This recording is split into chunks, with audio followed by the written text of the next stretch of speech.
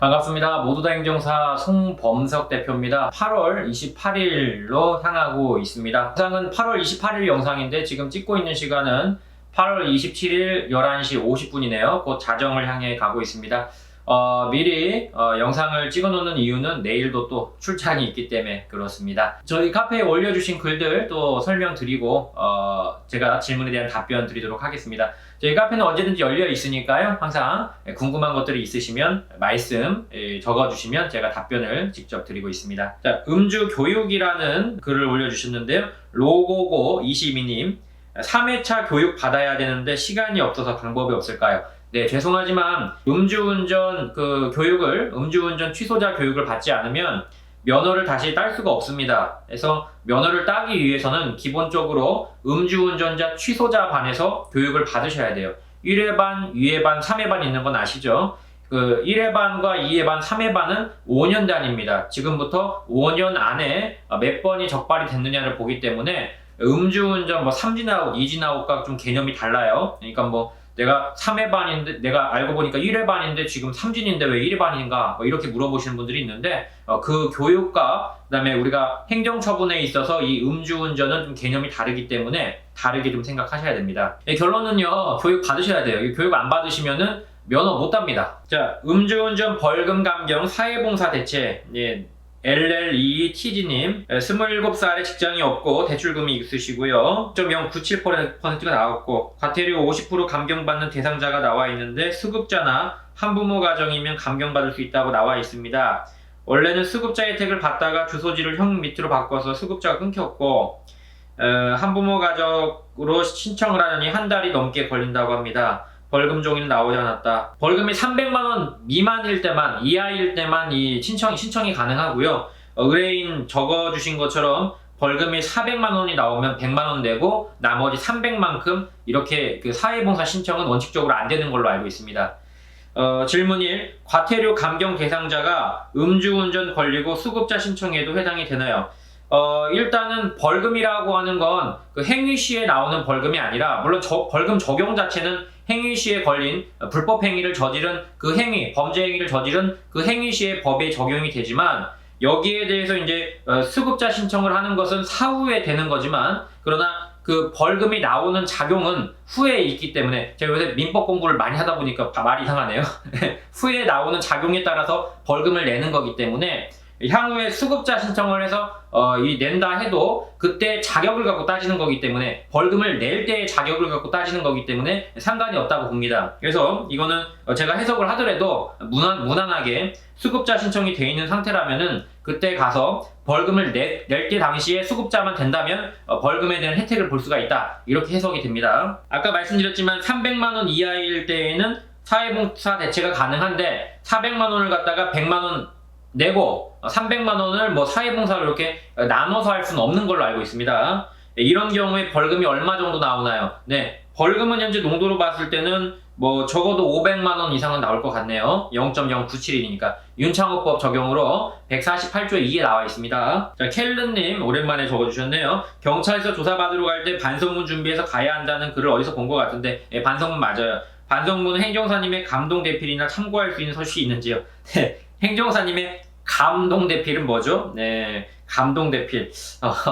굉장히 가찬이신데, 이 반성문에 대한 팁을 좀 드리자면 4가지가 들어가야 됩니다. 첫 번째로 진심 어린 반성이 들어가야 되고, 두 번째로 행위가 어떻게 발생했는지에 대한 간단한 요약이 들어가야 되고, 세 번째로 내가 왜 감경을 받아야 되는지 참작되는 사정에 대한 것들을 적어주셔야 되고, 네 번째로 재발 방지의 의사, 앞으로 어떻게 해서 음주운전을 재발 방지를 할 건지에 대한 부분이 정확하게 들어가 있어야 됩니다. 이것을 그냥 내가 안 하겠다라는 것보다 정확하게 어떤 표현으로 어떤 행위를 했을 때 재발 방지를 하겠다, 이런 것들을 구체적으로 써주시면 더 도움이 됩니다. 근데 대부분 반성문들이 이 4가지 요소들 중에 한두 가지만 들어가 있고 나머지는 결여되어 있어요. 그러니까 제가 늘 반성문이 잘못됐다라고 말씀드리는 건 뭐냐면, 특히 우리 소설 쓰시는 분들, 작가님들 반성문 보면요, 굉장히 유려하고 마음이 막 아파옵니다. 그냥 어머님 절 낳으시고 저를 붙잡고 우셨습니다, 음주운전해서 이런 식으로 이제 굉장히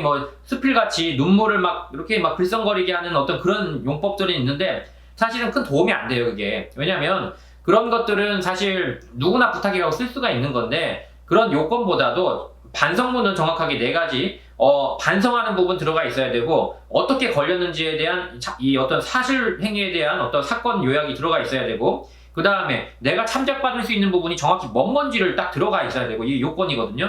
그 다음에 4번째로 재발 방지를 어떻게 해서 구체적으로 할 건지 다짐에 대한 부분들이 구체적으로 수록이 돼 있어야 돼요. 이 4가지가 들어가 있어야 뭐 조금이야 선처를 해주지, 뭐 그냥 막 우는 소리 하고 뭐 제발 봐주십시오, 저 아니면 일가족이 다 몰살됩니다, 뭐 이런 글들은 검사님이나 판사님이 매일 보는 것들이란 말이에요. 그러니까 양형 참작 사유에 맞게 내가 참작이 될 만한 부분이 뭐가 있는지를 쓰시는 게 맞고, 이 감동, 뭐 여기도 보이니까 감동 대필 뭐 이런 걸 쓰셨는데, 감동이라는 부분에 너무 이렇게 그 어떤 무게중심을 두지 마시고 요건에 맞게 쓰십시오. 요건에. 저는 항상 반성문은 요건에 맞게 써야 된다고 보거든요. 그래서 요건에 맞는 반성문이 필요하고, 이런 요건에 맞는 반성문이 진실성 있는 반성문입니다. 그냥 진술된다는 반성문의 개념은 바로 요건에 맞게 써야 된다는 거예요. 병원 응급실에 치료용 피가 보관기간, 이거 좀 새롭네요. 자, 병원 응급실에 제 치료하기 위해 뽑은 혈액이 보관된 상태입니다.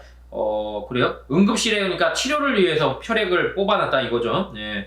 20일째 보관 중인데 경찰이 아직 음주 측정을 위해 가져가지 않은 상태입니다. 압수수색 영장 발부를 위해 놓았다고 하더군요. 그러니까 그 음주운전이 발생을 했고, 그때 당시에 피를 뽑아놓은 것 같아요. 응급실에서 치료용으로 뽑아놨는데, 이거를 나중에 이제 여기 알코올을 갖다가 추정을 하려고 지금 그 경찰이 어떤 액션을 취하려고 하는 것 같아요.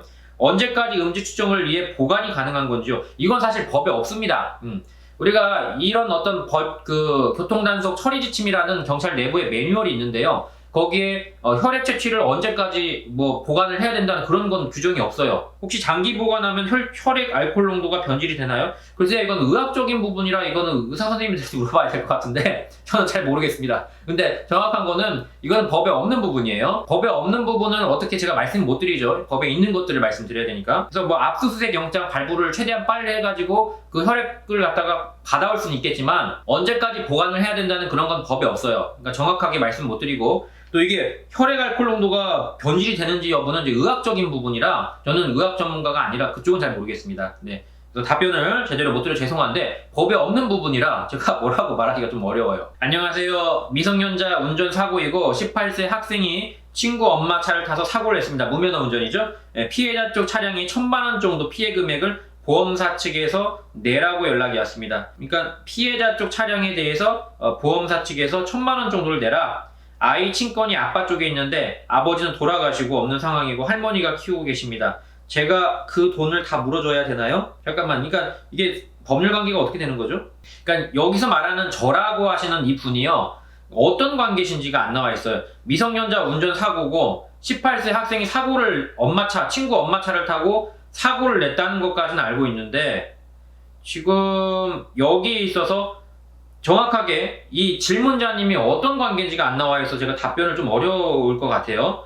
그러니까 친구 어머니가 지금 이걸 작성하신 건지, 아니면 친구가 작성한 건지, 아니면 이 18세 학생의 18살 학생의 어머니가 작성을 하신 건지가 좀 헷갈리네요, 제가. 그래서 이거 정확하게 좀 우리가 이제 법률 관계를 이제 당사자를 좀 확정을 해가지고 적어주시면 좋을 것 같습니다. 또 이건 답변이 좀 어려울 것 같고요. 음주 벌금 JGH73님, 음주 초범이고 알코올 수치 0.228, 윤창호 2호 법전에 적발된, 2호 법전은 뭐죠? 2호 법전, 그러니까 윤창호법 2번이라는 소리겠죠? 네, 벌금은 일단 0.228이면 1,200에서 1,000만 원 정도 벌금이 나온다고 생각하시면 될 것 같습니다.